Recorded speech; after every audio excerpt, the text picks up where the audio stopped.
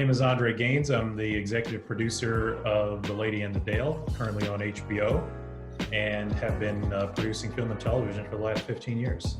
Henry Ford said, you catch things on the rising tide, you're doomed to success.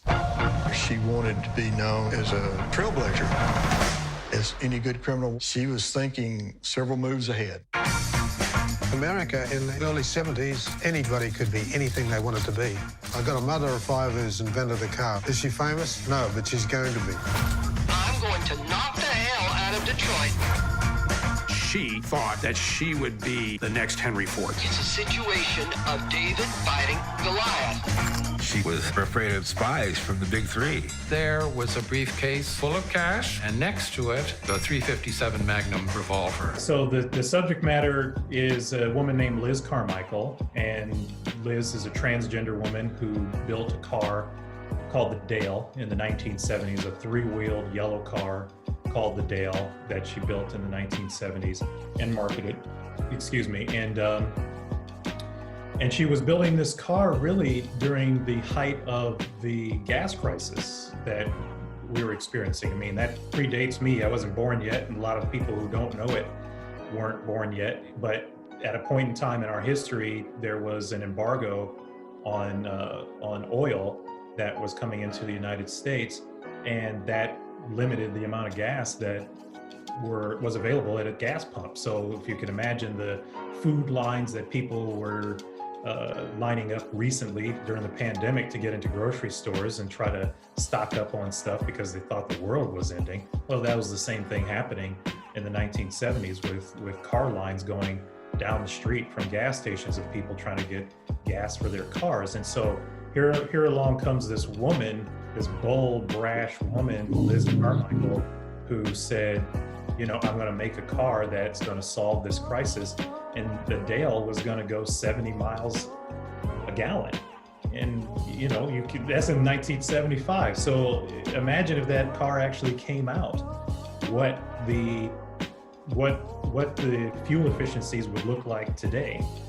We still don't have 70 miles a gallon. You know, we've got gas guzzlers or electric cars. So it's a 4-part series. And so the first 2 episodes came out January 31st on HBO. And then the episode 3 will come out this Sunday, February 7th on HBO. And then the February 14th will be the last episode 4. And the way that I got involved with the project was that one of the co-directors, a guy named Nick Camilleri, who's a first-time filmmaker, actually brought me and my producing partner, a guy named Alan Bain, brought us this project that he had been working on, frankly, for quite some time, probably about 7 or 8 years before he found us. And it remains to this day the only unsolicited inquiry that either myself or Alan have ever answered. You know, all the time we get interest from people if our names show up in the trades or somebody sees one of our movies or projects come out. Always get kind of a flurry of interest from different filmmakers or people who potentially want to partner. Some of those come from the industry, like agents and managers, and a lot of them just come from random people. And Nick was one of those random people, I would say 3 or 4 years ago at this point, that brought us this project, and we were able to sit down with him and really develop it into what it needed to be in order for it to be a camera-worthy or a broadcast-worthy project. And we sat down with Mark and Jay Duplass, who are our marquee executive producers, Emmy-winning producers that did Wild Wild Country. Jay Duplass was in Transparent, which was a huge hit on Amazon about when Jeffrey Tambor, the actor, was starring as a trans woman in that story, and how his family was kind of coping with the change of that. And so we knew that they were our perfect partner for this, and they bid on it just as quickly as we did. And HBO, just the same. That, a deal with them happened within weeks of us showing it to them. So all those pieces kind of came together very quickly after a lot of the work that Nick himself had put in to the project. Say there was a lot of independent car makers in history, especially during that time. There's a couple of Black independent car makers during that time that a lot of people don't know about, that were making independent cars that weren't necessarily designed as boldly and brashly to go up against the big three automakers, GM, Chrysler, and Ford, the way that Liz Carmichael was, but were designed really just as commuter vehicles around LA or around New York or Chicago or any place like that. And they were killed. You know, they were all really buried, taken off the market, either bought and destroyed or brought to their knees, which is really what happened with Liz Carmichael. No, the car was never manufactured. The car was made, but it was never manufactured for the market. So never made it to the market. And there's some twists and turns of that story in episode 3 and 4, which come out this weekend. I don't want to give away yet, but there's some twists and turns for sure of why that didn't happen. But you're correct. It was never made. Never ended up on the market. She was ahead of her time. She knew the pain. She took it upon herself to defend herself in front of the jury. This is a woman who knew how to inspire. She was one of those people that could sell anything.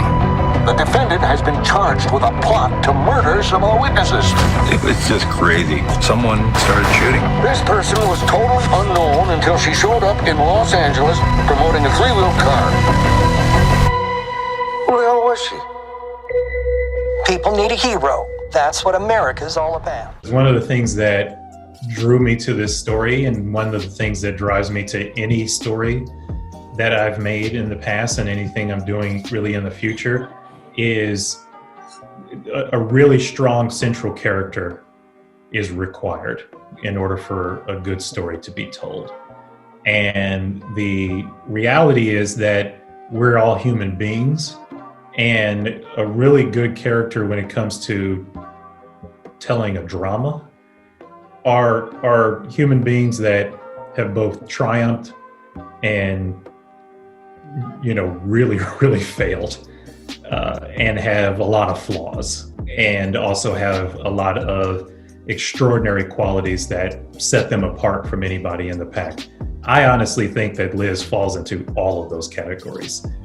She's not exclusively a hero. She's not exclusively a villain. She's not exclusively a great mother. She's not exclusively a flawed human being. She's really all of those things encapsulated into this one very dense and very extraordinary life, enough for us to be talking about it 45 years later, and enough for us to be making a series about it. There was a lot that we had to leave on the floor just because it was so dense and so narratively rich. It was impossible to really tell the context of everything. And so there's going to be a lot of Googling. There already has been a lot of Googling. And that's the interesting thing that you mentioned, is because when we were first brought the project, Alan and myself, that was one of the first things that we did. And we were forewarned by by co-director Nick Camilleri, and the other co-director is Zachary Drucker. We were forewarned that there's not a lot of information, that you're not going to find a lot. So much so that we and the Duplass brothers, and even Nick for a long time before showing up, questioned whether or not the story was real, because we'd seen this Price is Right. There's also some other series during that time in which the Dale had showed up. And, you start looking for it and you don't find a lot. So it was a lot of labor of love from Nick's part to try to compile an enormous amount of research. And then in the 2-year process from that point to the time it's coming out now was a lot of effort to even go deep dive. And once we did the deep dive, man, it was just a lot of stuff.